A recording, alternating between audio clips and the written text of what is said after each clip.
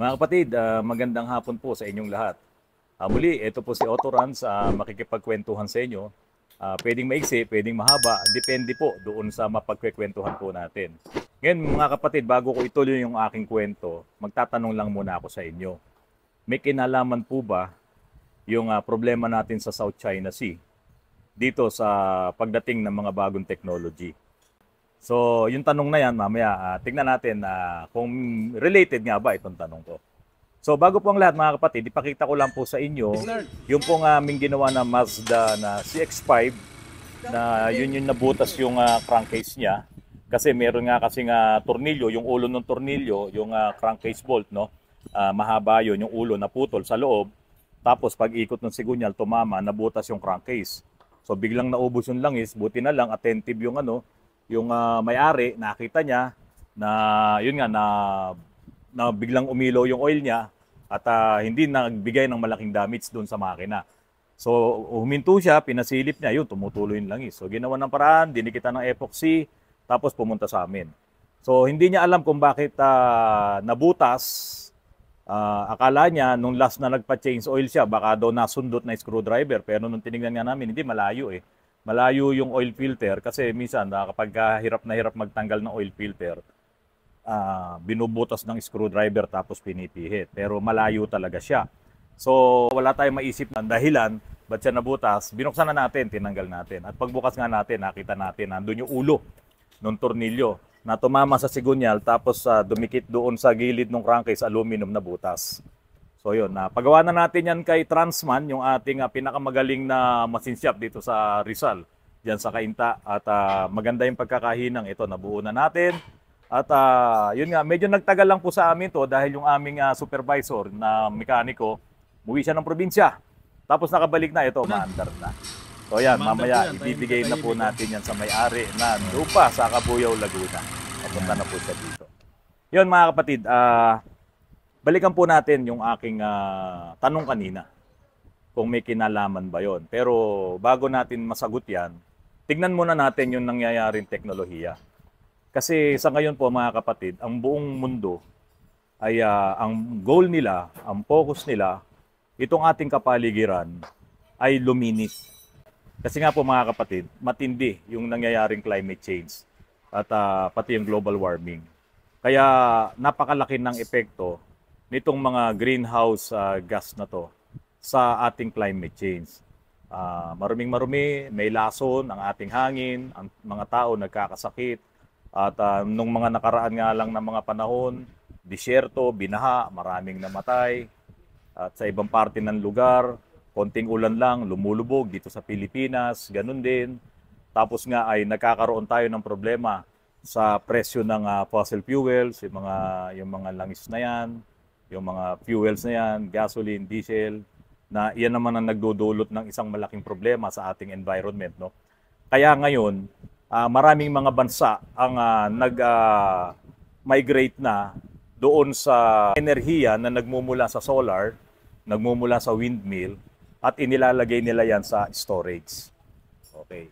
So yung storage na yun ngayon ang nagiging bottleneck ng labanan. So itong storage na to mga kapatid, galing sa solar energy, papasok sa solar panel, papasok doon sa electronic gadget, tapos i-store sa battery. So battery. So hindi na po ito lumang bagay, ang mga baterya. Mga kapatid, kahit noong araw pa, may baterya tayo sa ating rechargeable light, may baterya tayo sa ating mga laruan, may baterya tayo sa ating mga iPad, sa ating mga cellphone, sa ating mga laptops. May baterya tayo na ginagamit sa mga storage facilities tulad nung kung ikaw ay nasa call center, no, yung mga uninterrupted power supply. Meron tayo diyan, power banks talaga, napakarami. Yung mga baterya na yan kasi hindi sila pwedeng pag nawalan ng kuryente magsa-shutdown. So meron tayong ganyan. Marami yan. At maging yung mga malalaking mga planta ngayon ay gumagamit na po ng mga storage na to dahil nga kumukuha na po sila ng energy mula sa solar at mula po sa ating mga windmills. Kasi halos lahat po, karamihan talaga, ang storage natin, baterya, wala na pong iba. Maraming mga baterya na naglabasan. Yung pinaka-the best na nagamit nila na malakas, madali ding mag-charge, Eh yun nga pong lithium-ion battery. Ginamit po yan sa napakaraming applications. Kaya marami na rin naman kayong napatunayan at nakita na yung lithium-ion ay pumuputok. Doon sa mga recent vlogs ko about EV, no, yung electric vehicle, maraming nagsabi doon na ay pumuputok yan. Hindi yan safe. Mahal yan. O di ba? Ayun, mahal ang mga EV cars kasi mahal ang lithium-ion na battery. Kasi para ma-produce mo ang lithium-ion batteries, may mga iba pang mga materials na kasama yan.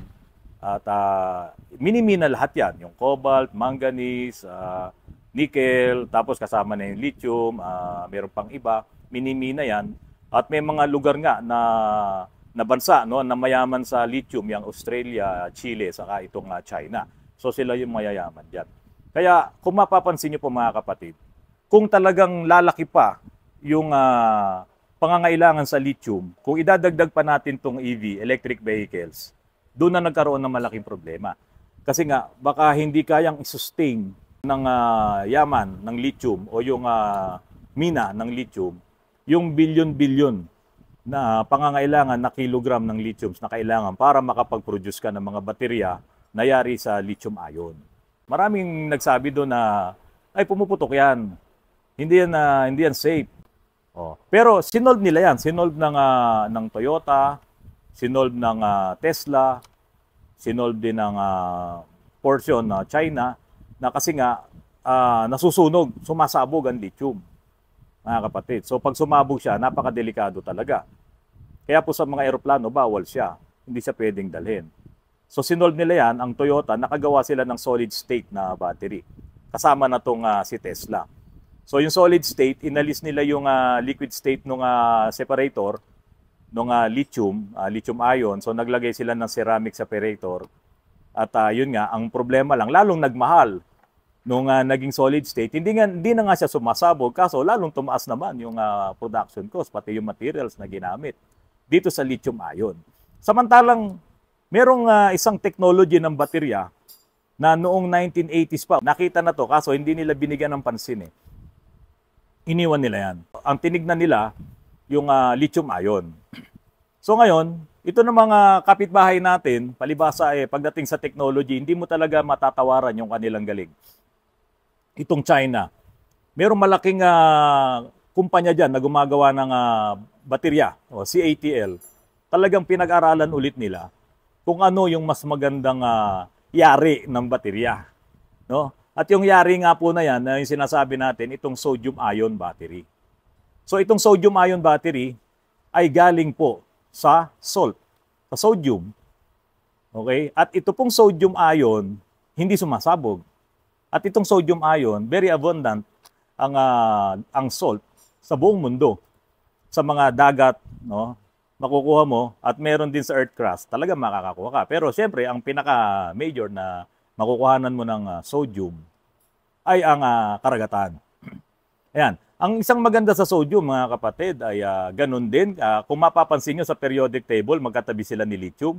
So kung ano man yung mga meron si lithium, meron din si sodium na nakagandahan. Kaya nga po sila ay pwedeng magamit dito sa battery.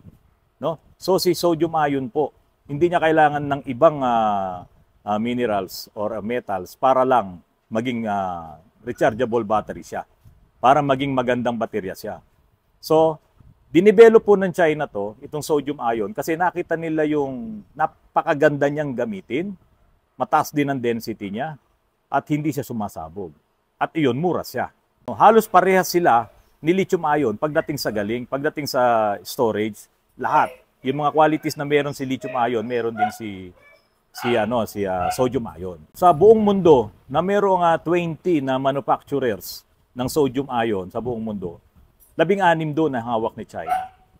Ngayon po, itong kapitbahay natin, hindi muna nga niya inisip yung sa EV para dito sa sodium-ion. Ang inisip nila rito, yung mga malalaking storage. Kasi nga po si sodium-ion, ang isa lang na downside ni sodium-ion, kung i-compare kay lithium, ay yung mas lalaki yung kanyang kaha compare dito kay lithium. Kung ito si sodium-ion, na parehas sila ng karga, ito naman si lithium. Di ba? So, kung pagdating sa EV cars, no, sa electric vehicle, parang nagkaroon ng konting problema kasi halos parehas naman sila ng laman pero mas malaki yung kay sodium ion. Pero nasolve na rin po ng China yan. Ang importante dito, yung storage na makikreate sa sodium ion na hindi delikado, parehas sila ng performance ni lithium, parehas sila ng nagagawa, yun nga lang, medyo malaki kay sodium ion. Kaso, si sodium ion, mura. At hindi siya mauubos, hindi ka magmimina. At hindi mo kailangang bumili, mag-travel ng lithium sa iba't ibang lugar galing sa Australia at sa Chile para makakreate ka ng sarili mong baterya. Kasi po kaya nagmamahal, halimbawa, dito sa Pilipinas, marami tayong salt nandyan sa paligid ng ating bansa. O, di ba, napapaligiran tayo ng tubig, ng dagat. O, marami tayong salt dyan. Kung merong mga investors na pupunta rito para dito sa Pilipinas gumawa ng sodium ion, panalo tayo doon. Panalo yun. Di po ba? Pero kung halimbawa, lithium ang gagamitin mo, yung lithium, manggagaling sa Australia, dadalhin sa Pilipinas para magkaroon ka ng pabrika ng lithium ion na battery dito. Naku, magiging mahal. Ganon din yun kung po dadalhin mo sa US yan. Kasi kaunti lang naman siguro ang lithium dyan. Manggagaling pa ng Australia, manggagaling pa ng China. Nagmamahal. No, very costly. Kaya yun ang naging problema nila dito sa lithium ion. Pero sa sodium ion, mga kapatid, ang buong mundo ay napapaligiran ng tubig. Di ba, ng dagat. Maraming pwedeng mag-produce. Kapag ginamit na ang EV cars at lithium ion ang gagamitin, tama po kayo, karamihan nung nag-comment sa vlog ko, mahihirapan.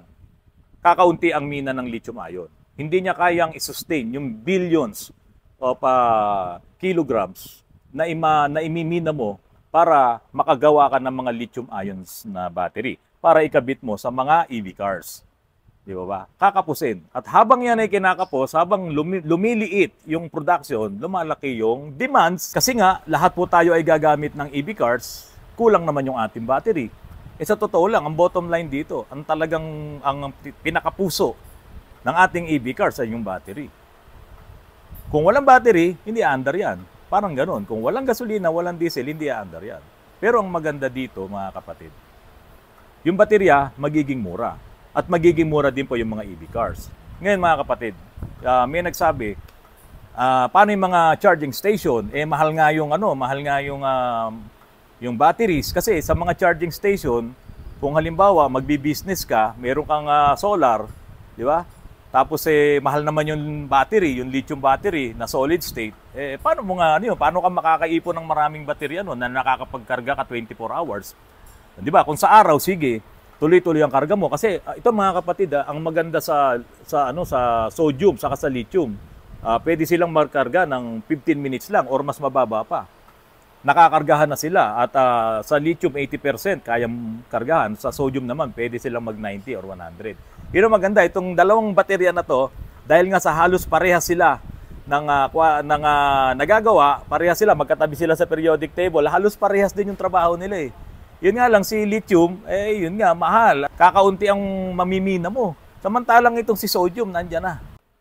Si China po, talagang niyakap nila, in-embrace nila itong technology sa sodium ion na battery. At ngayon, halos lahat ng mga bago nilang sasakyan na inilalabas nila, ang ginagamit na po ay sodium ion. At maging itong si Tesla, yumakap na rin, nakiyakap na rin siya, mga kapatid, si Tesla. At marami pa pong mga malalaking investors ang bumili na ng stakes dito para po makasama sila dito sa pagde-develop nitong sodium ion. Kasi alam po nila, ito ang next generation ng storage ng energy. Mga kapatid, ang OPEC, Organization of Petroleum Exporting Countries, yan, karamihan yan nasa Middle East. Yan yung kanilang organization. Ito ngayon, ang binubuo naman nito ng mga grupo na to. Kasi pag na-develop po nila yung magandang baterya na matagal, hindi delikado, at mura ang mga material kung saan to kukunin at kanilang gagawin, yung technology i-apply na nila, talaga pong siguro mababawasan na po ng napakalaki yung ating pong paggamit ng petroleum. Kaya po, mga kapatid, kung ganun ang mangyayari, hindi na tayo halos bibili ng langis sa Middle East. Hindi po ba? Talagang malaki ang kabawasan dahil ultimong mga planta kaya na pong paganahin ng mga stored energy galing sa kalikasan, galing sa windmills, galing sa waste energy, galing sa solar energy. Kailangan lang maganda ang iyong storage. At ngayon, diyan sila nakayakap. Ang China. Di ba? Yakap. Pag sinabi yakap, wala makakaalis dyan. Amin yan. Kaya lang, tignan nyo po sa mapa. Gaano po ba kalaki ang dagat ng China? Sa gawi doon, nandun na ang Japan. Sa gawi dito, nandito na Indonesia, Malaysia, at nasa harapan niya Pilipinas. Tapos, ang goal mo ay ikaw yung may pinakamalaki na mapuproduce na sodium-ion battery. Kasi pag pinakinggan mo lang, parang, baterya lang yan eh. Sodium-ion lang yan. Para pag pinakinggan mo, parang ibang-iba siya doon sa langis. Di ba? Bomba ng langis o pump ng langis. Ito, mina ng langis. Parang ganun. Langis eh. Parang ang laking pakinggan. Mina ng krudo. Pero ito, baterya lang eh. Parang pag pinakinggan mo, baterya lang yan eh. Pero mga kapatid, yung baterya na yan, hindi lang yan pang kotse. Yung baterya na yan, pwede mong gamitin sa pacemaker mo. Kasi matagal ang kanyang bago siya ma-discharge. Yun nga sa cellphone, sabi nila, 1 linggo pwede, hindi ka mag-charge. Yung baterya na yan, gagamitin mo sa malalaking truck. At yung baterya na yan, dahil hindi sumasabog, pwede na rin gamitin sa mga eroplano. May sinubukan na nga po sila, yung mga maliliit na planes eh. Sinubukan na nila yan. At pwede din po sa mga trakto kasi nga, dito naman po kasi, kaya naman hindi pa nila ito mailagay sa malalaking truck. Itong lithium ion, matagal na po talagang ginagamit yan. At ito pong lithium ion, bago pa isinama yung mga EV cars, electric vehicle, sa paggamit ng lithium ion, gumagamit na po lahat, ang buong mundo.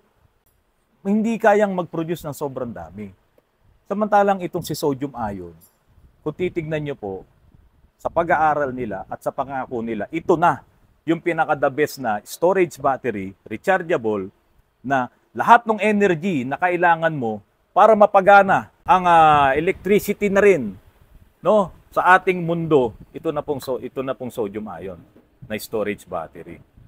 Kaya nga mga kapatid, yung solar energy na ginagamit natin sa bahay natin, yung solar power, tapos may solar panel nasa bubong mo, i-store mo sa battery mo, hindi masyadong nag-work kasi mahal kasi yung battery talaga. Yung solar panel, marami ka mabibili. Ang problema yung battery. Tapos yung mga battery pa na mga unang yari, hindi nga nagtatagal ng mahabang panahon, no? Kaya ang naging problema, hindi siya na nag-work na maging business din ng karamihan. Kasi nga po, dahil doon sa kamahalan ng baterya. Pero itong sodium ion, mga kapatid, naniniwala po ba kayo na may koneksyon? Ako po, pakiwari ko lang to, hinuha ko lang. Huwag po magagalit yung iba.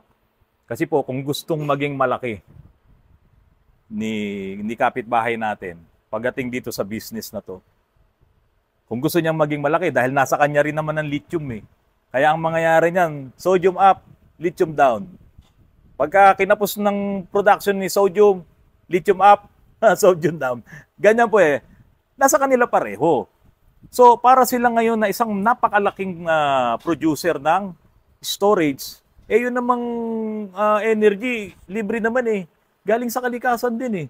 So, gagawa din sila ng maraming windmills. Gagawa rin sila ng maraming solar panel, magagandang inverters. No? Ngayon, ikaw ba, kukuha ka ng kuryente sa China? Hindi, bibili ka ng baterya sa China. Diba? Lahat pa ng electronics, bibilin mo sa kanila. Kaya nga ngayon mga kapatid, doon sa nagtanong sa akin, ba't daw ako bibili nung isang Chinese brand ng kotse? Kasi binlag ko nga yun. China daw yun. Hindi po, mga kapatid, wala akong dito. Mapa China yan, mapa Tesla yan, mapa US yan, mapa Japan yan. Ako, ang gusto ko, pakinabangan ko itong technology. Kasi i-share natin ito. At ang pinaka-importante dito, kung sila nga ang bibiling kong sasakyan, si China, wala naman ng pag-uusapan ditong engine, wala ng piston, wala ng pag-uusapan kung ano-anong pyesa. Ang pag-uusapan na lang dito yung technology, yung motor nila. At yung mga motor po na to mga kapatid, sabi nga, sealed type to. At ang mga sasakyan po na electric, mga kapatid, hindi po yan katulad ng mga gasoline at diesel engine na umiinit talaga. So yun nga yung iniiwasan dito sa global warming. Diba? Yung sobrang init. global warming, pollution, carbon dioxide emission, nitrogen oxide emission, soot emission, yung diesel particulate matters emission, lahat na. Lahat na, pati mga hydrocarbons na inilalabas ng mga sasakyan na to, napakadelikado, mga kapatid. Kaya ngayon, doon sa tanong ko po ulit kanina, bigyan nyo nga po ako ng yung taya nyo rin. Kasi ang pinalalabas po kasi dito, mga kapatid, kaya nila ginagwardyahan yun, yung 9 saka yung 10 dash line na yan, ay marami ang populasyon ng China, kailangan nilang pakainin ng mga marine life, yung mga aquatic resources nila, itong kanilang mga citizens. Ang problema, na a-advance na sila dito sa atin, di ba? Kita nyo naman yung mga nangyayari nitong nakaraan. Kaya tayo nakikipaglaban. Hindi lang pala yun kasi kikita ka ba ng bilyon-bilyon dun sa marine life? Hindi pero sa asin, kikita ka. At magiging malaking malaki ka. Kasi kung ikaw talaga ang nagpo-produce ng mga sodium batteries na yan, sodium ion, na galing sa asin, tapos nasa iyo technology, magiging malaki ka. Itong oil-producing countries, magigilid yan, masa-sideline yan. Ikaw ngayon ito. Dahil sa technology na meron ka. Ngayon, meron din tayong salt. Sana yung gobyerno natin matawagan ng pansin. Yung technology po ng sodium ion, sana meron tayong mga kapatid na Pilipino na aralin din yan. Or yan ang invite nyo rito. Yung mga manufacturers na yan. Na mag-business dito sa Pilipinas at gumawa nung mga bagay na yan. At ito po ang malaki ang maitutulong sa economy ng Pilipinas. Dahil yung pag-produce ng sodium ion na battery, hindi rin po gaanong nakakasira ng kalikasan. Napakaliit ng pwedeng mangyari na makasira siya ng kalikasan.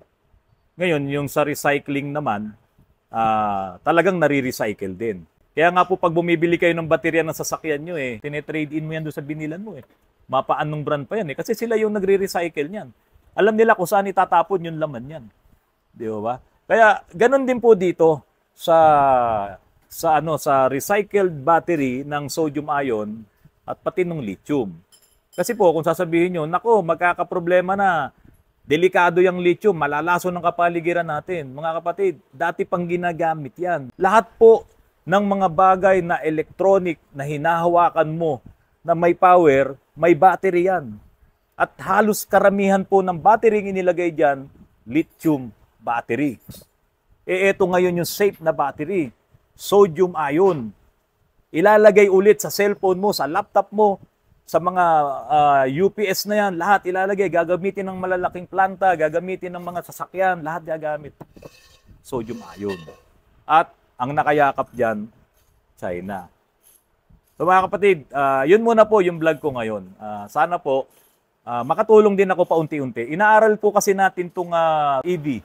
No, yung transformation natin from petrol, diesel cars to EV cars, electric vehicle. So, pinag-aaralan natin yan dahil malapit na po. Kasi meron tayong batas, 2008.